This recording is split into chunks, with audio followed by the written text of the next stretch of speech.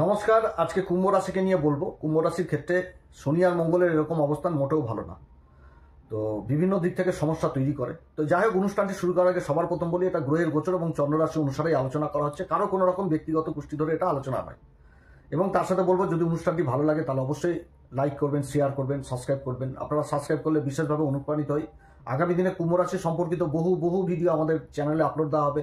যারা জ্যোতিষী সংক্রান্ত বিষয়কে ভালোবাসেন, গুরুত্ব দেন, ইন্টারেস্টেড, আশা করছি তারা বিশেষভাবে উপকৃত হবেন। তো যাই হোক, অনুষ্ঠানটি শুরু করছি। শনি হচ্ছে কুম্ভ রাশির অধিপতি।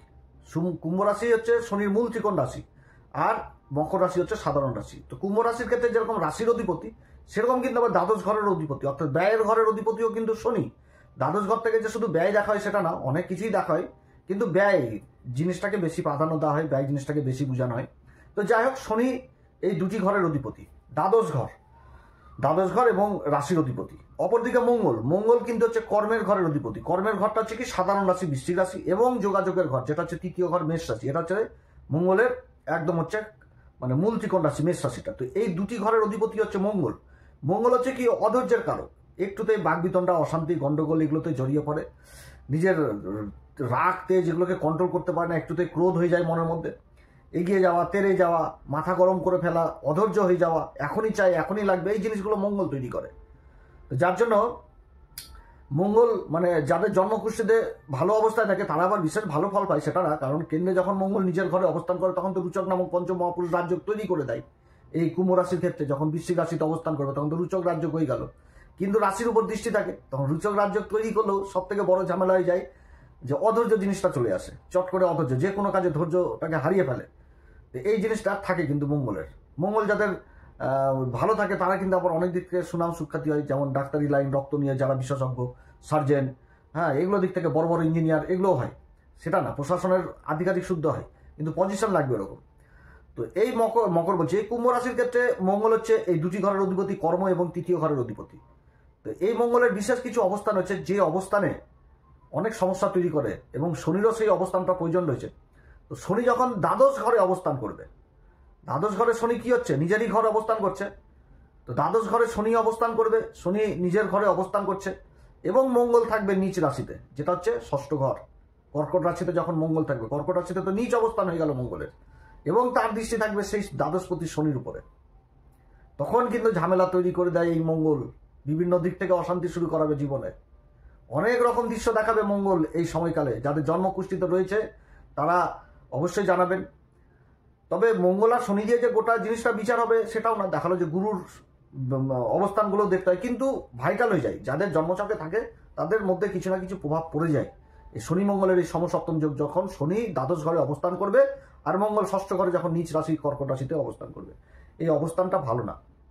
এই অবস্থানে জাতক কিংবা জাতিকাকে ঋণের জর্জরিত করে ফেলায়, কারো দায়িত্ব নিলে সেখানে মান সম্মান খোয়ানো লাগে, বন্ধু বান্ধবদের সাথে অশান্তি জিনিসটা তৈরি হয়, অধৈর্য জিনিসটা চলে আসে, রক্তক্ষরণ জিনিসটা চলে আসে, অস্ত্রোপচার জিনিসটা চলে আসে, কোর্ট কেস মোকদ্দমায় জড়িয়ে ফেলে, প্রশাসনিক দিক থেকে অশান্তি শুরু করে, কারো দায়িত্ব নিলে সেই জায়গায় মান সম্মান সবকিছু চলে যায়, কাউকে টাকা পয়সা ধার দিলে হয়ে গেল, সেই টাকা পয়সা রিটার্ন আসা খুবই মুশকিল হয়ে যায়। মানে ঘুরতে ঘুরতে জুতা চেঞ্জ হয়ে যাবে, কিন্তু টাকা পয়সা এগুলো কিন্তু রিটার্ন হয়ে যাবে না। চিটিংবাজ লোকদের পাল্লায় পড়ে যায়। সবাই বন্ধু বান্ধবদের সাথে মিশবে, বন্ধু বান্ধব এমনভাবে মিশবে, পরবর্তীতে ওই বন্ধু বান্ধবী ছেড়ে দিয়ে চলে যাবে বিপদে পড়লে, চোখে অন্ধকার দেখবে যে যাদের সাথে মিশলাম তারাই দূরে সরে গেছে, কেউ পাশে থাকবে না, সবাই বলবে হ্যাঁ বন্ধু রয়েছি। আর 7.5 চলছে কুম্ভ রাশির। এবার যাদের জন্মকুষ্ঠিতে এই সমস্ত এরকম গ্রহের দশা রয়েছে তারা কিন্তু ভুক্তভোগী, তারা কিন্তু ভুগেছে, কিছু না কিছু দিক থেকে ভুগেছে। আর এই যোগগুলো ভালো নাই, যোগগুলোতে আর্থিক দিককে যথেষ্ট খারাপ করে দেয়। যতই মজবুত আর্থিক স্থিতি থাকুক, আর্থিক স্থিতিকে একদম নড়িয়ে ছেড়ে দিবে, মানে চিন্তাগ্রস্ত করে দিবে যে কিভাবে কি করব, হতাশা করে দিবে।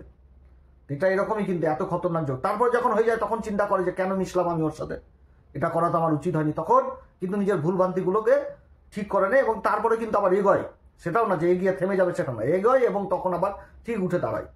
এটা কিন্তু এই যোগের প্রভাব। কিন্তু সম্মুখীন হতে হয় জীবনে, বাস্তব জিনিসটাকে, নিজের অকাত জিনিসটাকে টের পাইয়ে দেয় যে কি জায়গায় পড়লাম।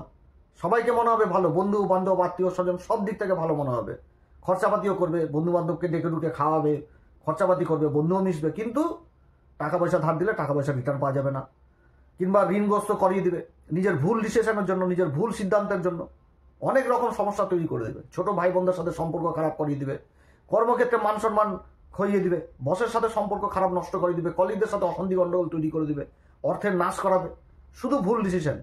তারপর যখন ভুল ভেঙে যাবে তখন আবার ঠিক যায় আমি কার সাথে মিশলাম, মাথা টুকরো হবে তখন। এই জিনিসগুলো হয় এই যোগটাতে, এই শনি মঙ্গলের সমসপ্তম যোগ। যখন শনি দ্বাদশ ঘরে অবস্থান করবে আর মঙ্গল অবস্থান করবে হচ্ছে ষষ্ঠ ঘরে, শত্রুরা খুব ভালো মতন করে মিশবে, কিছুই হয়নি ভুলে যাবে, ভুলিয়ে রাখবে, কিন্তু সেই শত্রুই আবার সবল মেরে দিবে, সেই শত্রুই সবল মেরে দিবে, গোপন শত্রু, গোপন মানে সেই সময় মানে মেঘ ভাঙা বৃষ্টি ওরকম হয়ে যাবে যে দেখবে চোখের সামনে আমি এগুলো কি দৃশ্য দেখছি, ভয়াবহ দৃশ্য, যে যার সাথে মিশলাম সেই আমার শত্রু হয়ে গেছে। ছলচাতুরি করবে, মুখের কথা ঠিক রাখবে না, বেইমানি করে নেবে, ধাক্কা মেরে পিছন দিক থেকে ফেলে দিবে, কেরোসিন করে দিবে অবস্থানে, এত খারাপ অবস্থান হয়ে যায় এই সমসপ্তম যোগ যখন শনি দ্বাদশ ঘরে অবস্থান করবে আর মঙ্গল এই অবস্থান করবে হচ্ছে ষষ্ঠ ঘরে নিজ রাশিতে। খুব বাজে ডেঞ্জার পজিশন করে দেয়, ডেঞ্জার পজিশন করে দেয়, খুবই খারাপ অবস্থান করে দেয়। তো নিজভঙ্গ হয়, রাশির উচ্চ রাশিতে শনি কিন্তু দেখছে নিজভঙ্গ হচ্ছে, কিন্তু কি ওই ব্যয় জিনিসটাকে জীবনে নিয়ে আসবে শনি মঙ্গলের এই যোগটা থাকবে। এখানটাতে নিজভঙ্গও হবে, এটাও ঠিক, কিন্তু বিপরীত পরিস্থিতি যখন চলে যাবে তারপরে বুঝতে পারবে, কারণ মঙ্গল নিজ রাশিতে অবস্থান করছে, এবার উচ্চ ঘরে তো শনি অবস্থান করছে, এখানে নিজভঙ্গ হচ্ছে, কিন্তু অবস্থানটা হয়ে যাবে কিন্তু এরকম, ফেস করতেই হবে, ফেস হবেই, নিজভঙ্গ হচ্ছে এটাও ঠিক, কিন্তু ফেস করতে হবে, ফেস হয়ে যাবে এখানটাতে। তারপরে কখন হবে, যখন আবার ওই নবম ঘরে চলে আসবে মঙ্গল, নবম ঘরে চলে আসবে মঙ্গল, তখন ব্যয় করাবে জীবনে, খুবই ব্যয় করিয়ে দিবে। জায়গা জমি সংক্রান্ত জীবনে যদি ঘটে থাকে তো আগে থেকেই সাবধান, কাগজপত্র না ঠিক রেখে জায়গা জমি কিনতে যাবেন না। উচ্চ ঘরকে দেখছে, আর উচ্চ ঘরে রাশির অধিপতি, ব্যয়ের ঘরে তো অধিপতি শনি, ব্যয় তো করাবে, তখন ব্যয়ের দিকে কি হবে, বিশ্বাস করে নেবে লোকের কথা, বন্ধু বান্ধবের কথা বিশ্বাস করে নেবে। মঙ্গলের চতুর্থ দৃষ্টি পড়ছে শনির উপরে, সপ্তম দৃষ্টি পড়ছে তৃতীয় ঘরে, অষ্টম দৃষ্টি পড়ছে চতুর্থ ঘরে, বন্ধু বান্ধবদের কথায় কোনো জায়গায় ইনভেস্ট করে দেবে, সেই জায়গাটাতে একদম ঘোটালা হয়ে যাবে, জায়গা জমি সংক্রান্ত বিবাদ তৈরি করে দেবে আত্মীয় স্বজনদের মধ্যে, মায়ের সাথে সম্পর্ক খারাপ করে দেবে, বিচ্ছেদের মতন অবস্থান তৈরি করে দেবে। বিদেশ সংক্রান্ত কাজে যেখানে বিদেশে যাবে সেখানটাতে ঠকবাজ লোকের পাল্লাই পড়বে, খরচাপাতি বৃদ্ধি করে দিবে চারিদিক থেকে। এই অবস্থানে এগুলো করিয়ে দিবে, অসুখ বিসুখ ধরিয়ে দেবে, অসুখ বিসুখের জন্য পয়সা নাশ করাবে, অর্থকরী নাশ করাবে, ফ্যামিলির থেকে দূরত্ব করিয়ে দিবে, পিতার সাথে সম্পর্ক খারাপ করিয়ে দিবে, যাত্রা করাবে, অযথা যাত্রা, অনেক রকম সমস্যা তৈরি করে দিবে, প্রশাসনিক ঝুট ঝামেলা তৈরি করে দেবে, কোর্ট কেস মোকদ্দমা এগুলোতে পয়সা করি অর্থকরী নাশ করাবে এই মঙ্গল। আর এই শনির এই অবস্থান মোটেও ভালো না, মোটেও ভালো না। এই দুটি অবস্থান খুব সমস্যা তৈরি করে দেবে জীবনে, আর্থিক দিককে দুর্বল করে ছাড়িয়ে দিবে, বন্ধু বান্ধবের সাথে সঙ্গ নষ্ট করে দিবে, পিতার সাথে সম্পর্ক নষ্ট করে দেবে, উচ্চ শিক্ষা করতে গেলে বাধা উৎপন্ন করবে, এরকম জিনিস তৈরি করে দেয় এই রকম অবস্থান হলে শনি মঙ্গলের। আর 7.5 চলছে, এগুলোর মার আরো বিশাল হয়ে যায়, এরকম মার হলে বিশাল হয়ে যায়, যার জন্য যাদের রয়েছে তারা বিশেষ সাবধান। অর্থকরী দিক থেকে কারোর বিশেষ কারোর এই সময়কালে দায়িত্ব নেওয়া যাবে না, কাউকে বেশি বিশ্বাস করা যাবে না, কাউকে অর্থ দিয়ে সাহায্য করা যাবে না, টাকা পয়সা ধার দেনা দেওয়া যাবে না, প্রশাসনিক ঝুটঝামেলা থেকে দূরে থাকতে হবে, হিসাব করে চলতে হবে, অন্তত নিজের যে জায়গাটাতে প্রয়োজন রয়েছে কোনো অভিজ্ঞ লোকের পরামর্শ নেওয়া, সেই জায়গাটাতে অবশ্যই পরামর্শ নেওয়া উচিত, কারোর মুখের কথা বিশ্বাস করা উচিত না, না তো কিন্তু ফেসে যাওয়া লাগবে। অবস্থান কিন্তু ভালো না, এরকম যোগ যদি হয় খুবই অবস্থান খারাপ করে দেয়, আর্থিক দিকটাকে একদম দুর্বল করে দেয়। হ্যাঁ, তারপরে যখন আবার হয়ে যাওয়ার পর কিন্তু আবার সেই ব্যক্তি আবার ঘুরে দাঁড়াবে, কিন্তু হয়ে যাওয়ার পরে, হয়ে যাওয়ার আগে না, যখন হয়ে যায় তখন কিন্তু বুঝতে পারে নিজের ভুলভ্রান্তিগুলো, সেগুলোকে সংশোধন করে চলা। কিন্তু সাবধান তো অবশ্যই থাকতে হবে, কিনা সাবধানের তো মান নাই, সাবধান তো অবশ্যই থাকতে হবে, সাবধানে থাকতে হবে, যার জন্য আমি এটা তুলে ধরলাম। তো যাই হোক, 8 তারিখ আবার মঙ্গলের পরিবর্তন হচ্ছে, সেই পরিবর্তনে বিশেষ দিব আর কি ভিডিও। কুম্ভ রাশিকে সাবধান করা উচিত ছিল, যার জন্য সাবধান করলাম। যাদের জন্মকুষ্ঠিতে এরকম যোগ রয়েছে অন্তত সাবধান টাকা পয়সার ব্যাপারে। চতুর্থ ঘরে কর্কট রাশিতে যে মঙ্গল অবস্থান করছে, দ্বাদশ ঘরে শনি অবস্থান করছে, এখানটাতে নিজভঙ্গ হচ্ছে, কিন্তু কি হয়ে যাওয়ার পরে নিজভঙ্গ হচ্ছে এটা ঠিক, কিন্তু ব্যয় পতিত, ব্যয় করাবে, তো ব্যয় করাবে, খরচাপাতি করাবে, তারপরে নাই অন্য কিছু হিসাব হবে, কিন্তু করাবে বটে এরকম যোগ থাকলে। তো যাই হোক, এই সময়কালে কোন উপাচার করবে, প্রত্যেকদিন হনুমান চল্লিশা, বজরংবলী, শ্রীরাম সীতা প্রণাম মন্ত্র সহকারে পাঠ করবেন, বজরংবলী মন্দিরে সিঁদুর দান করবেন, জটালা নারকেল দান করবেন, প্রতি মঙ্গলবার শনিবার করে বজরংবলীকে লাড্ডু ভোগ দিবেন, এবং সেই লাড্ডু ভোগ ভুল করেও বাড়িতে নিয়ে আসবেন না, ওখানটাতেই সবাইকে বিতরণ করে দিয়ে দিবেন। এবং শনি মঙ্গলবার করে ওই সিঙ্গারা কচুরি কোনো শ্রমজীবী লোকদের খাওয়াবেন, যথেষ্ট ভালো প্রভাব পাওয়া যাবে। নিজের ছায়া দান করবেন, পিপল গাছে নিচে মাটির প্রদীপ জ্বালাবেন, তাহলে এগুলো সমস্যা থেকে অনেক দূরে থাকা যাবে। তবে কি হিসাব করে চলতে হবে। আমি এটা তুলে ধরলাম এই কারণে যে এই যোগগুলো মোটেও ভালো না, আর্থিক দিককে খুব ক্ষতি করে দেয় মঙ্গল আর শনির এরকম অবস্থানগুলো। তো যাই হোক, আপনারা সবাই ভালো থাকেন। এরপর আবার একটি নতুন পর্ব নিয়ে আসবো।